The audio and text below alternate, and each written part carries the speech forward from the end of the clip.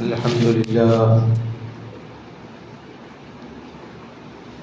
لله نحمده ونستعينه ونؤمن به ونتوكل عليه ونعوذ بالله من شرور أنفسنا ومن سيئات أعمالنا من يهده الله فلا مضل له ومن يضلله فلا هادي له وأشهد أن لا إله إلا الله وحده لا شريك له وأشهد أن محمدا عبده ورسوله أرسله بالهدى ودين الحق ليظهره على الدين كله ولو كره المشركون اللهم صل على محمد وعلى آل محمد كما صليت على إبراهيم وعلى آل إبراهيم اللهم بارك على محمد وعلى آل محمد كما باركت على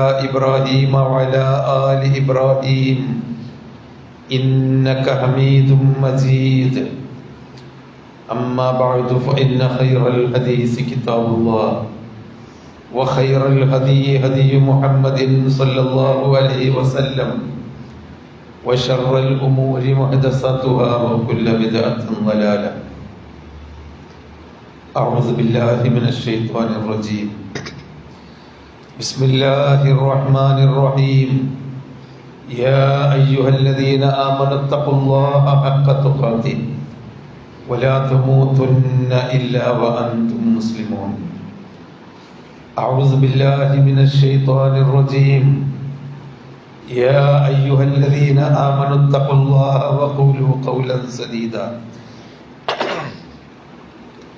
يصلح لكم أعمالكم ويغفر لكم ذنوبكم ومن يطع الله ورسوله فقد فاز فوزا عظيما أعوذ بالله من الشيطان الرجيم ولقد كرمنا بني آدم وحملناهم في البر والبحر ورزقناهم من الطيبات وفضلناهم على كثير ممن خلقنا تفضيلا يوم ندعو كل أناس بإمامهم فمن أوتي كتابه بيمينه فأولئك يقرؤون كتابهم ولا يظلمون فتيلا ومن كان في هذه أعمى فهو في الآخرة أعمى وأضل سبيلا ബഹുമാനരായ സഹോദരന്മാരെ സഹോദരികളെ, അള്ളാഹുവിൻ്റെ വിധിവിലക്കുകൾ അനുസരിച്ച് സൂക്ഷിച്ച് ജീവിക്കണമെന്ന് ആദ്യമായി ഉണർത്തുന്നു. നമ്മുടെ ജീവിതത്തിൻ്റെ നന്മതിന്മകൾ കാണുന്ന ഒരു ദിവസത്തേക്ക് നമ്മൾ അടുത്തുകൊണ്ടിരിക്കുകയാണ്. ആ ഒരു ദിവസത്തിലേക്ക് അടുക്കുന്തോറും ആ ഒരു ദിവസത്തിൻ്റെ ഉടമയായ അള്ളാഹുവിലേക്ക് നാം അടുക്കണം കൂടുതൽ. എല്ലാവരും തെരഞ്ഞെടുപ്പ് കാലത്താണ്. പോളിംഗ് ബൂത്തിലേക്ക് അടുക്കുന്തോറും അതിൻ്റെ പ്രവർത്തകർക്കും ജനങ്ങൾക്കുമൊക്കെ വളരെ ജാഗ്രതയായി എല്ലാവരും തിരക്കിലാണ് വോട്ട് ഉറപ്പുവരുത്താൻ വേണ്ടി. ഇത് നമ്മുടെ ജീവിതത്തിലുള്ള കാര്യമാണ്. പരീക്ഷ എടുക്കുമ്പോൾ കുട്ടികളെല്ലാം ഗ്രൗണ്ടിൽ നിന്ന് ഒഴിഞ്ഞുപോയി മറ്റു പ്രവർത്തനങ്ങളിൽ നിന്ന് മാറി പഠനത്തിൻ്റെ തിരക്കിലാണ്. നമ്മളൊക്കെ തന്നെയാണ്, അങ്ങനെ തന്നെയാണ്. നമ്മളൊക്കെ ഇപ്പോൾ ജുമാക്ക് എത്തിയത് പോലും ഇന്ന് വെള്ളിയാഴ്ച സാധാരണ പോലെയല്ല, പള്ളിയിൽ കൃത്യമായി എത്തണം എന്ന് വിചാരിച്ചത് കൊണ്ടാണ് തിരക്ക് പിടിച്ച് നമ്മൾ ഓടിയെത്തിയത്. വിശേഷിച്ചും സ്ത്രീകളൊക്കെ ഓടി തിരക്ക് പിടിച്ചാണ് ഇവിടെ എത്തുന്നത്. ഇത് തന്നെയാണ് ജീവിതം, മറ്റൊരു വ്യത്യാസവുമില്ല. അല്ലാഹുവിലേക്ക് അടുക്കാൻ, ലക്ഷ്യത്തിലേക്ക് അടുക്കും തോറും ആ ലക്ഷ്യം നേടാനുള്ള പ്രവർത്തനത്തെ നമ്മൾ കൂടുതൽ ശ്രദ്ധിക്കണം. അതാണ് തഖ്വ, സൂക്ഷിച്ച് ജീവിക്കണം എന്ന് പറയുന്നത്. കേട്ടും അടുത്ത ഒരു വചനമാണെങ്കിലും സൂക്ഷിക്കണം ജീവിതത്തിൽ എന്നത്. നമ്മളൊരു അധ്വാനിച്ച് ഓടുന്നത് എന്തിനാണ്? വിശ്രമിക്കാൻ വേണ്ടിയാണ്. വൈകുന്നേരം വരെ വെയിലത്ത് ജോലിയെടുത്ത് കഷ്ടപ്പെടുന്നത് എന്തിനാന്ന് ചോദിച്ചാൽ വൈകുന്നേരമാകുമ്പോൾ ഒന്ന് വിശ്രമിക്കാനോ കുട്ടികൾക്കുള്ള ഭക്ഷണം ഉറപ്പുവരുത്താനോ. ഗൾഫിൽ ഓടി നടന്ന് ജോലി ചെയ്യുന്നത് ഇനിയൊരു വിശ്രമ ജീവിതം കിട്ടാനാണ്. അതാവശ്യവുമാണ്, നമ്മളതൊക്കെ ചെയ്യണം. കുട്ടികളൊക്കെ പഠിച്ച് ബുദ്ധിമുട്ടുന്നത് വിശ്രമിക്കാനാണ്. പഠിച്ചു കഴിഞ്ഞാൽ നമുക്കൊരു വിശ്രമം, ഒരു സുഖം, ഒരു സന്തോഷം, അതായത് ലക്ഷ്യത്തിലെത്തും. ആ ലക്ഷ്യം നന്നായി നേടാനാണല്ലോ നമ്മൾ അധ്വാനിക്കുന്നത്. എന്തിനാണെങ്കിലും നമ്മുടെ ജീവിതത്തിന്റെ മൊത്തമായ വിശ്രമം എന്ന് പറയുന്നത് പരലോകമാണ്. പരലോകമാണ് യഥാർത്ഥത്തിൽ നമ്മുടെ വിശ്രമം. ആ വിശ്രമത്തിൽ അവിടെ എരിവും ചൂടും പുകയും പരിഭ്രമവും ഖേദവും നിരാശയും ആവാതിരിക്കണം ജീവിതം. എന്നാൽ ഇവിടുത്തെ വിശ്രമവും ഇവിടുത്തെ സുഖവും സന്തോഷവും ഒഴിവാക്കണമെന്ന് നബി സല്ലല്ലാഹു അലൈഹി വസല്ലം പഠിപ്പിച്ചിട്ടില്ല. റസൂലുള്ളാഹി സല്ലല്ലാഹു അലൈഹി വസല്ലം ഏറ്റവും കൂടുതൽ പ്രാർത്ഥിച്ച പ്രാർത്ഥന ഏതാ? ഏറ്റവും കൂടുതൽ നബി ജീവിതത്തിൽ പ്രാർത്ഥിച്ചത് റബ്ബനാ ആതിനാ ഫിദ്ദുനിയാ ഹസന വഫിൽ ആഖിറതി ഹസനതൻ വഖിനാ അദാബന്നാർ എന്നാണ്. എല്ലാവർക്കും അറിയുന്ന പ്രാർത്ഥന. അല്ലാഹുവേ, ഞാൻ ജീവിക്കുന്ന ദുനിയാവ് നന്നാക്കി തരണം, ആഖിറത്തിലും നന്നായി കിട്ടണം, ഖൈറ് കിട്ടണം, ഹസനത്ത് കിട്ടണം. വഖിനാ അദാബന്നാർ, നരകശിക്ഷയിൽ നിന്ന് നമുക്ക് രക്ഷപ്പെടണം.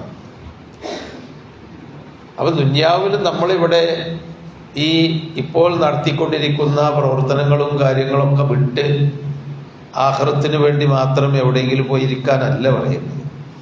പക്ഷെ ഈ ഒരു വഴിയിൽ കൂടി പോകുമ്പോ വഴിയിൽ പരിക്കുണ്ടാവരുത്.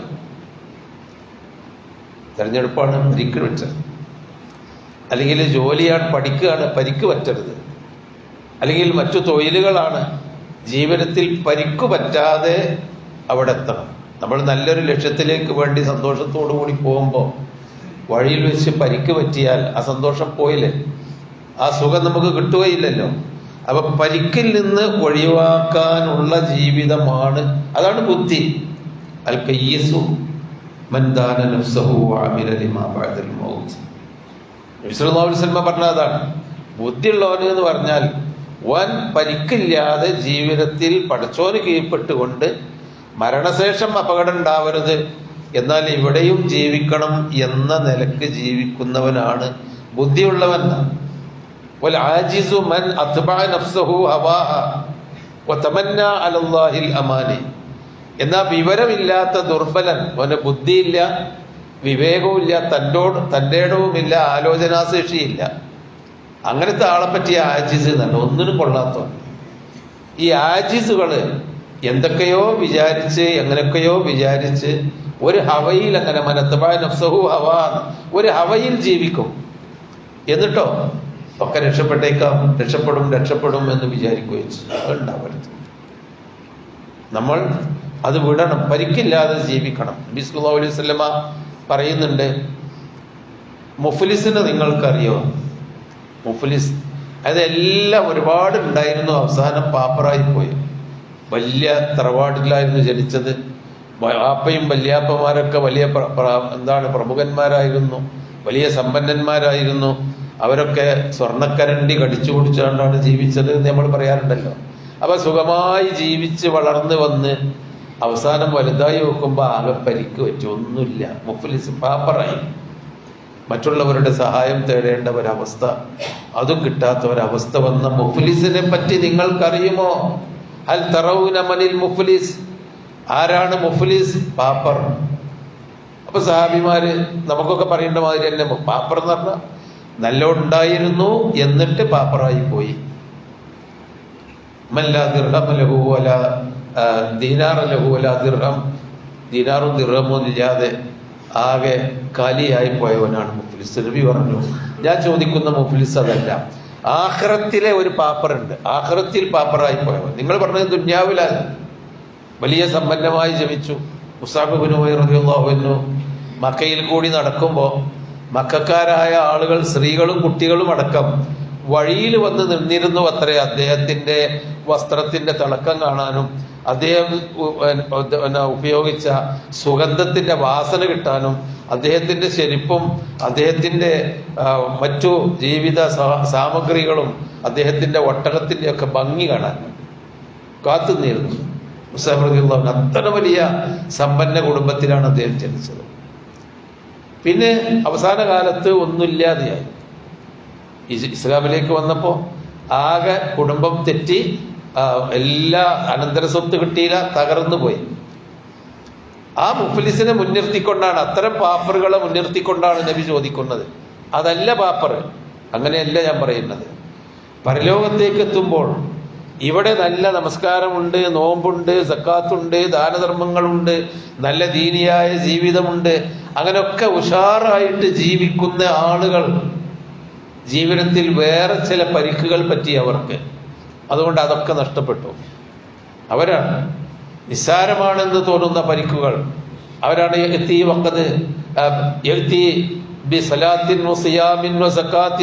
സലാത്തും സിയാമും സക്കാത്തും ഒക്കെ കൊടുത്തു വന്ന മനുഷ്യന്മാർ പാരലോകത്ത് പാപ്പരായിരിക്കും. എന്തുകൊണ്ടാണ്?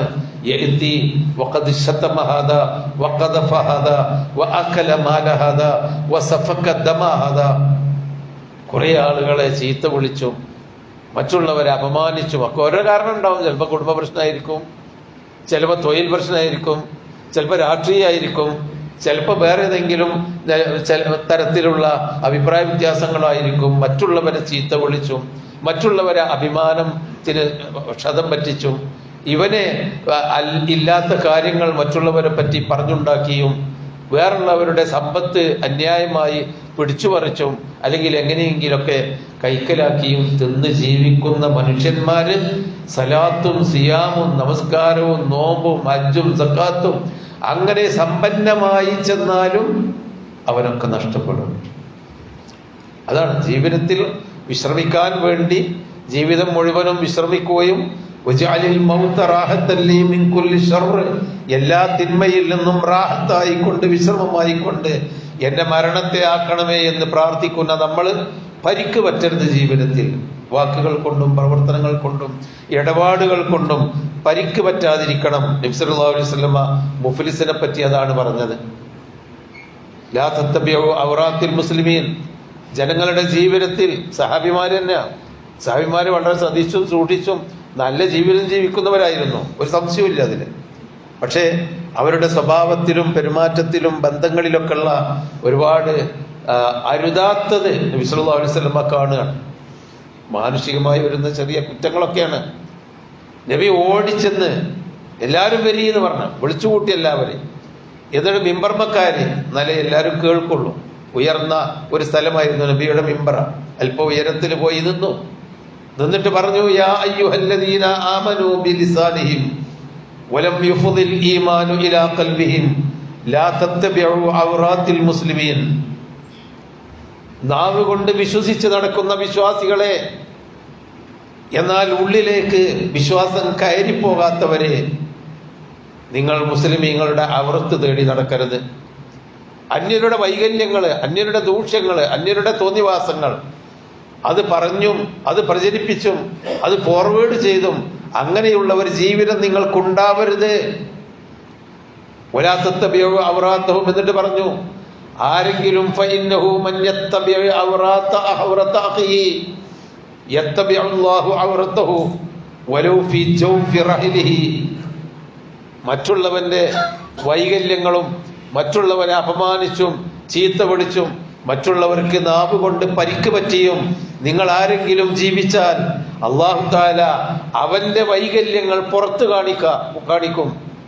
അവൻ വീട്ടിൽ അടച്ചുപൂട്ടിയിരുന്നാലും അവനെ സമൂഹത്തിന്റെ മുമ്പിൽ വഷളാക്കി തീർക്കും അല്ലാഹു തആല. അതുകൊണ്ട് നിങ്ങൾ അങ്ങനെ ചെയ്യരുത്. മാറണം, നിങ്ങളുടെ ബന്ധങ്ങൾ മാറണം, ജീവിതത്തിലെ കാര്യങ്ങൾ മാറണം. യാ അയ്യുഹല്ലദീന ആമനൂ ഇൻ ജാഅക്കും ഫാസിഖും ബിനബഇൻ ഫതബയ്യനൂ അൻ തുസീബു ഖൗമൻ ബിജഹാലത്തിൻ ഫതുസ്ബിഹു അലാ മാ ഫഅൽതും നാദിമീൻ.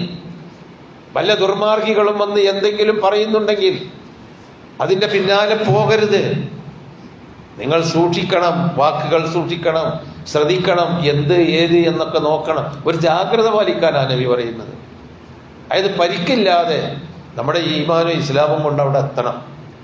അവസാനത്തെ വിശ്രമത്തിന് പരിക്കില്ലാതെ എത്തണം. കഫാബിൽ മർഇ കദിബൻ അൻ യുഹദ്ദിസ ബികുല്ലി മാ സമിഅ.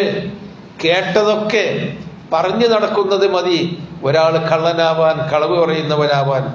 അപ്പോ ഇങ്ങനെയൊക്കെയുള്ള ഒരു ജീവിതം സഹോദരങ്ങളെ, എന്നും തെരഞ്ഞെടുപ്പിന്റെ കാലത്ത് ഒരു മത്സരമാണ്, ഈ തെരഞ്ഞെടുപ്പ് കഴിഞ്ഞാലും മത്സരമാണ്. എല്ലാ ജീവിതത്തിലും എപ്പോഴും മനുഷ്യന്മാർ തമ്മിൽ മത്സരിച്ച് ജീവിക്കുന്ന ഒരു കാലഘട്ടമാണ് പല ആവശ്യങ്ങൾക്ക് വേണ്ടി. കഴിഞ്ഞ ദിവസം നമ്മൾ സൂചിപ്പിച്ചല്ലോ, നമ്മൾ അള്ളാഹുവിനോട് എപ്പോഴും പ്രാർത്ഥിക്കേണ്ടത് ദുന്യാവിലെ ഹസനത്ത് വേണം, ആഖിറത്തിലെ ഹസനത്ത് വേണം, നരകശിക്ഷയിൽ നിന്ന് രക്ഷപ്പെടുന്ന വിശ്വാസത്തിൽ നിന്നും കർമ്മത്തിൽ നിന്നും നമ്മൾ രക്ഷപ്പെടണം. അതിലേക്ക് നമ്മൾ പോകണം. അതിൽ നിന്ന് രക്ഷ കിട്ടുന്ന വിശ്വാസവും കർമ്മവും നമ്മൾ ജീവിതത്തിൽ പാലിക്കണം. അതിനു വേണ്ടിയാണ് ഒരു വിശ്വാസി ഖൈർ തേടണം എന്ന് നമ്മൾ പറഞ്ഞല്ലോ. ഏതൊരു ചെറിയ കാര്യമുണ്ടെങ്കിലും പടച്ചവനെ അതിലുള്ള നന്മ എന്താണ് എന്ന് എനിക്കിനി തോന്നിപ്പിച്ചു തരണമേ എന്ന ആ സ്വലാത്തുൽ ഇസ്തിഖാറത്ത്, ഖൈർ തേടാനുള്ള 2 റക്അത്ത് നമസ്കാരം ഖുർആൻ പഠിപ്പിക്കേണ്ട മാതിരി ഞങ്ങൾ റസൂലുള്ളാഹി പഠിപ്പിച്ചിരുന്നു എന്ന് പറഞ്ഞത് എന്തുകൊണ്ടാണ്? ജീവിതത്തെ അള്ളാഹുവിനെ സൂക്ഷിച്ചുകൊണ്ട് ജീവിക്കുകയും അള്ളാഹുവിന്റെ മാർഗത്തിൽ നന്മ കൈവിടാതെ ജീവിക്കുകയും ചെയ്യുക. അള്ളാഹു അനുഗ്രഹിക്കുമാറാവട്ടെ.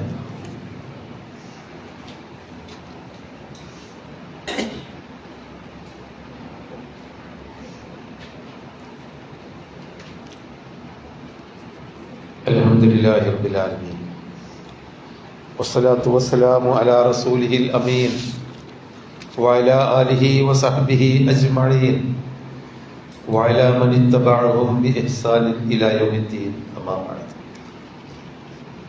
സഹോദരങ്ങളെ, അവസാന വിശ്രമത്തിന് വേണ്ടി പരലോകത്തെത്തിയാൽ അവൻ അവിടെ വെച്ച് ഓർക്കും എന്നാണ് പറയുന്നത്. കഴിഞ്ഞകാല ജീവിതത്തിൽ പഠിച്ചവനെ അത് അബദ്ധമായി പോയല്ലോ, വേണ്ടില്ലായിരുന്നു, ഞാൻ അയാളോട് അങ്ങനെ പെരുമാറേണ്ടതില്ലായിരുന്നു, ആ ഒരു ചെറിയ ലാഭത്തിന് വേണ്ടി ഞാൻ അങ്ങനെ അനാവശ്യമായി ഞാൻ സമ്പാദിക്കേണ്ടതില്ലായിരുന്നു, ആ ഒരു നേട്ടം കിട്ടാൻ വേണ്ടി ഞാൻ ഇങ്ങനെയൊന്നും പ്രവർത്തിച്ചത് തെറ്റായിപ്പോയല്ലോ എന്ന മനസാക്ഷിക്കുത്ത്. അല്ലാഹു തആല മനുഷ്യനോട് പറയുന്നുണ്ട്, ഒരു നഫ്സുൽ ലവ്വാമത്ത് നിങ്ങൾക്കൊക്കെ ഉണ്ട്. അത് ദുന്യാവിൽ ഉണ്ടാവണം. മനസാക്ഷിക്കുത്ത് എന്നത് ഇവിടുന്ന് ഉണ്ടാവേണ്ടതാണ്. പരലോകത്ത് എന്നിട്ട് മനസാക്ഷിക്കുത്തോടുകൂടി നിന്നിട്ട് ഒരു കാര്യവുമില്ല. അത് ജീവിതത്തിന്റെ അന്ത്യമാണ്, പ്രതിഫല നാളാണ്. എന്നാൽ ആ മനസാക്ഷിക്കുത്ത് നമുക്ക് ഇവിടെയാണ് വേണ്ടത്. നമ്മളെ ജീവിതത്തിന്റെ കുറെയൊക്കെ വയസ്സായവരാണല്ലോ നമ്മളൊക്കെ. നമ്മളെ ജീവിതത്തിൽ, നമ്മളുടെ കഴിഞ്ഞുപോയ ജീവിതത്തിൽ വേണ്ടില്ലായിരുന്നു എന്ന് തോന്നുന്ന എന്തെങ്കിലും ഉണ്ടായിട്ടുണ്ടോ? നമ്മൾ പശ്ചാത്തപിക്കണം, അത് വീണ്ടും ആവർത്തിക്കരുത്. അങ്ങനെ പറയേണ്ടിയില്ലായിരുന്നു, അങ്ങനെ ചെയ്യേണ്ടിയില്ലായിരുന്നു. അങ്ങനെ നമ്മുടെ ജീവിതത്തിലെ കഴിഞ്ഞ കാലങ്ങൾ ഓർക്കുമ്പോൾ നമുക്ക് മോശമായി പല്ലിളിക്കുന്ന, നെറ്റി ചുളിക്കുന്ന, വേണ്ടതില്ലായിരുന്നു എന്ന് ഖേദിക്കുന്ന എന്തെങ്കിലും നമ്മുടെ ജീവിതത്തിൽ ഉണ്ടായിട്ടുണ്ടാവും. അത് നാം ഒഴിവാക്കി ജീവിക്കുക. അതാ മനുഷ്യൻ എന്ന് പറയുന്നത്. അതിനുവേണ്ടിയാണ് മനുഷ്യൻ പുനർചിന്തിക്കണം. ഹസനത്ത് വേണം, ദുന്യാവിലെ ഹസനത്ത് വേണം. നമ്മൾ ചിന്തിക്കും. മഹാന്മാരായ അബ്ദുല്ലാഹി ഇബ്നു അബ്ബാസ് റളിയല്ലാഹു അൻഹു പറയുന്നുണ്ട്, എന്താണ് ദുനിയാവിലെ ഹസനത്ത് എന്ന് പറയുമ്പോൾ അദ്ദേഹം പല നിലക്കും പലരും ഹസനത്ത് പല രൂപത്തിലാണ് പറഞ്ഞത്. നമ്മളും ദുനിയാവിലെ ഹസനത്ത് എന്ന് പറഞ്ഞാൽ ചില ആൾ എന്താ പറയാ, നല്ലൊരു വീടൊക്കെ ഉണ്ടായി കിട്ടിയാൽ മതി, എന്നാൽ തന്നെ സുഖം, നല്ലൊരു തൊഴിൽ കിട്ടിയാൽ മതിയായിരുന്നു, അല്ലെങ്കിൽ നന്നായി എഴുന്നേറ്റെടുക്കാൻ പറ്റിയാൽ മതിയായിരുന്നു. അങ്ങനെ തന്നെ സഹാബിമാരും ഈ റബ്ബനാ ആതിനാ ഫിദ് ദുനിയാ ഹസന എന്നുള്ള ഖുർആൻ വ്യാഖ്യാനിച്ചത്. അബ്ദുല്ലാഹി ഇബ്നു അബ്ബാസ് പറയാണ്, ഹസനത്ത് എന്ന് പറഞ്ഞാൽ ഒരു സൗജത്തുൻ സാലിഹത്ത്, നമ്മളെ വഞ്ചിക്കാത്ത, നമ്മളെ സ്നേഹിക്കുന്ന, നമ്മളെ ദുഃഖത്തിൽ പങ്കുചേരുന്ന, നമ്മളെ സന്തോഷത്തിൽ പങ്കുചേരുന്ന ഒരു സാലിഹായ ഭാര്യ, നമ്മളെ സമ്പത്ത് സംരക്ഷിക്കുന്ന, സ്വന്തം ജീവിതത്തിൽ പടച്ചവനെ പേടിച്ച് ജീവിക്കുന്ന ഒരു സാലിഹായ സൗജത്തുണ്ടെങ്കിൽ എന്നാണ് ഹസനത്തിന്റെ ഒന്നാമത്തെ അർത്ഥം എന്ന് നബി സല്ലല്ലാഹു അലൈഹി വസല്ലമിന്റെ കൂടെ നടന്നിരുന്ന അബ്ദുല്ലാഹി ഇബ്നു അബ്ബാസ് പറയുന്നു. മറ്റൊരിക്കൽ അബ്ദുല്ലാഹിബ്നു അബ്ബാസ് റളിയല്ലാഹു അൻഹു ഇതേ ഇതിനെ തന്നെ ഓരോ സന്ദർഭത്തിലുള്ള വ്യാഖ്യാനമാണ്. അപ്പൊ അങ്ങനെയുള്ള ഒരു കുടുംബകാര്യം പറഞ്ഞപ്പോഴാണ് ഹസനത്തിനെ പറ്റി അദ്ദേഹം പറഞ്ഞത്. മറ്റൊരിക്കൽ അബ്ദുല്ലാഹിബ്നു അബ്ബാസ് പറയുന്നുണ്ട്, ആഫിയത്താണ്. ആഫിയത്ത് എല്ലാം ഉണങ്ങി കടിച്ച് ഒരിക്കലും തിരിച്ചു വരാൻ പറ്റാത്ത വിധം ദുർബലമായി കഴിഞ്ഞിട്ട് നീ കുറച്ച് നല്ലതൊക്കെ ചെയ്യാൻ പറ്റും, ചെയ്യാമായിരുന്നു എന്ന് വിചാരിച്ചിട്ട് കാര്യമില്ലല്ലോ. ആഫിയത്ത് കിട്ടണം, സൽക്കർമ്മങ്ങൾ ചെയ്യാൻ, നല്ലത് ചെയ്യാൻ. ഒന്നാമത്തെ ആഫിയത്ത് മനസ്സിനുള്ള ആഫിയത്താണ്. കുശുമ്പും കെടുമ്പുകളും തിന്മകളും ചീത്ത ബോധങ്ങളും എല്ലാം വിട്ട്, അനാവശ്യമായ വിചാരങ്ങൾ വിട്ട് ഒരു നന്നായി ജീവിക്കണമെന്ന ഒരു മനസ്സ്, അതിന് ആവശ്യമായ ശാരീരികമായ ആഫിയത്ത്, അതാണ് ഹസനത്ത് എന്ന് പറയുന്നത്. ഹസനുൽ ബസരി റഹ്മത്തുള്ളാഹി പറയുന്നുണ്ട്, ദുനിയാവിലെ ഹസനത്ത് എന്ന് പറഞ്ഞാൽ നമുക്ക് അത്യാവശ്യമായ ഒരു കോമൺ സെൻസ് ആണ്, അറിവ്. അത് ശരിയല്ല. ഇപ്പൊ തൽക്കാലം നേട്ടമുണ്ടെങ്കിലും പടച്ചോന്റെ ഒരിക്കൽ ഇഷ്ടപ്പെടാത്തതാണ്. അതുകൊണ്ട് ഒരു അറിവ്, ഒരു കാര്യത്തിനെ പറ്റി നല്ല ഒരു അറിവ്, ഒരു ശരിയും തെറ്റും വേർതിരിക്കാനുള്ള ബോധം. ഹസനുൽ ബസരി പറഞ്ഞു, അൽ ഇൽമു വൽ ഇബാദത്ത്, ആ അറിവിനനുസരിച്ച് അള്ളാഹുവിനോടുള്ള ബാധ്യതകൾ തീർത്ത് ജീവിക്കുക എന്നുള്ളതാണ് ദുനിയാവിലെ ഹസനത്ത്. എന്നാ പരലോകത്തും ആ ഹസനത്ത് കിട്ടും. ഇമാം സുദ്ദി റഹ്മത്തുള്ളാഹി പറയുന്നുണ്ട്, ഹസനത്ത് എന്ന് പറഞ്ഞാൽ ഹലാലായ റിസ്ക് തിന്ന് ജീവിക്കാനുള്ള ഭാഗ്യം, മാലുൽ ഹലാല്, എങ്ങനെങ്കിലും അല്ലാതെ ഹലാലായി ജീവിക്കാനുള്ള മാർഗം. ഇമാം തബരി റഹ്മത്തുള്ളാഹി പറയുന്നുണ്ട്, നിർഭയത്വം. അതൊക്കെ ഇല്ലാത്തതാണല്ലോ, സമൂഹത്തിൽ നഷ്ടപ്പെടുക. ഒരു നിർഭയമായി ജീവിക്കുക, ഒന്നുമില്ല, തിന്നാനും കൊടുക്കാനും ഇല്ലെങ്കിലും മറ്റുള്ളവരെ പേടിച്ച് ജീവിക്കണ്ടല്ലോ എന്ന് പറയുന്ന ഒരു നിർഭയത്വമാണ്. അതുപോലെ നല്ല കൂട്ടുകാരും കുടുംബങ്ങളും ഒക്കെ ഉണ്ടെങ്കിൽ, ഞാനിപ്പോൾ കുറച്ച് ബുദ്ധിമുട്ടിയാലും എൻ്റെ കൈത്താങ്ങിന് എന്നെ കൈപിടിക്കാൻ ആളുണ്ടല്ലോ, നല്ല സുഹൃത്തുക്കളും നല്ല ബന്ധങ്ങളും. അതാണ് ഇമാം തബരി റഹ്മത്തുള്ളാഹി ഹസനത്തിനെ വ്യാഖ്യാനിച്ചത്. അതുപോലെ തന്നെ എനിക്ക് എത്ര കുറവാണെങ്കിലും എനിക്കൊരു പ്രയാസവും തോന്നണില്ല. ഓരൊക്കെ എങ്ങനെയൊക്കെ ജീവിക്കട്ടെ, എനിക്ക് കുറവാണെങ്കിലും അള്ളാഹ് തന്നതിൽ ഇഷ്ടപ്പെട്ടുകൊണ്ട് ജീവിക്കാനുള്ള ഒരു മനസ്സ്. സഹോദരങ്ങളെ, ഹസനത്തിനെ പലരും പല രൂപത്തിലും വ്യാഖ്യാനിച്ചിട്ട് മഹാന്മാർ പറയാണ്, ഇതൊക്കെ ഹസനത്തിന്. ദുന്യാവിൽ തിരിഞ്ഞു നോക്കിയാൽ തോന്നിവാസമായിരുന്നു എൻ്റെ ജീവിതം, നല്ലതൊന്നും ചെയ്യാൻ പറ്റിയിട്ടില്ല എന്ന് കരുതി നെറ്റി ചുളിക്കുന്ന ഒരു ഖേദം ഉണ്ടാവാതിരിക്കാൻ എല്ലാ രംഗത്തും, കുടുംബരംഗത്തും, മനുഷ്യബന്ധങ്ങളിലും, ഏത് കാര്യത്തിലും, ഇപ്പോൾ പ്രത്യേകിച്ചും പറയാണ്, തെരഞ്ഞെടുപ്പുകളൊക്കെ വരുമ്പോൾ അനാവശ്യമായ കലഹങ്ങളും അങ്ങോട്ടും ഇങ്ങോട്ടും പറഞ്ഞും അങ്ങനെയൊന്നും ജീവിതത്തിലില്ലാത്ത, അതൊക്കെ ഒരു ആവശ്യമാണ്. അതൊക്കെ ഈ ഒരു രാജ്യത്തിന്റെ ഘടനയുടെ ഭാഗമാണ്. തെരഞ്ഞെടുപ്പാണെങ്കിലും പരീക്ഷകളാണെങ്കിലും അങ്ങനെയുള്ള കാര്യങ്ങളൊക്കെ അത് ആരാണ് നന്നായി പ്രവർത്തിക്കുന്നത് ഓല് വിജയിക്കും, എത്രയുള്ളൂ അതിൽ വേറെ പ്രശ്നങ്ങളൊന്നുമില്ല. നേരെ മറിച്ച് അതിൻ്റെ പേരിലുള്ള ഒരു കലഹം, അത് ഏത് കാര്യത്തിലാണെങ്കിലും ജീവിതത്തിൽ ഉണ്ടാവാതെ ജീവിക്കുന്ന ഒരു നല്ല ജീവിതമാണ് അള്ളാഹു പഠിപ്പിക്കുന്നത്. അത് അങ്ങനെ ജീവിക്കാൻ അള്ളാഹു നമുക്ക് തൗഫീഖ് നൽകുമാറാവട്ടെ. ഹസനത്തോടും കൂടി ജീവിച്ച് ആഖിറത്തിലും ഹസനത്ത് കിട്ടുന്നവരിൽ അള്ളാഹു നമ്മളെ ഉൾപ്പെടുത്തുമാറാവട്ടെ. രോഗികളും കഷ്ടപ്പെടുന്നവരുമായവർക്ക് അള്ളാഹു തആല ശാന്തിയും ശമനവും നൽകി അനുഗ്രഹിക്കുമാറാവട്ടെ. മരിച്ചുപോയവർക്ക് അള്ളാഹു തആല മഗ്ഫിറത്തും റഹ്മത്തും നൽകി അവരെയും നമ്മളെയും നാളെ ജന്നാത്തുൽ ഫിർദൗസിൽ ഒരുമിച്ച് കൂട്ടുമാറാവട്ടെ. പ്രയാസങ്ങളിൽ നിന്നും പ്രതിസന്ധികളിൽ നിന്നും അള്ളാഹു എല്ലാവരെയും കാത്തുരക്ഷിക്കുമാറാവട്ടെ. ربنا آتنا في الدنيا حسنة وفي الآخرة حسنة وقنا عذاب النار. تقبل منا إنك أنت السميع العليم وتب علينا إنك أنت التواب الرحيم واغفر لنا وللمؤمنين والمؤمنات برحمتك يا أرحم الراحمين.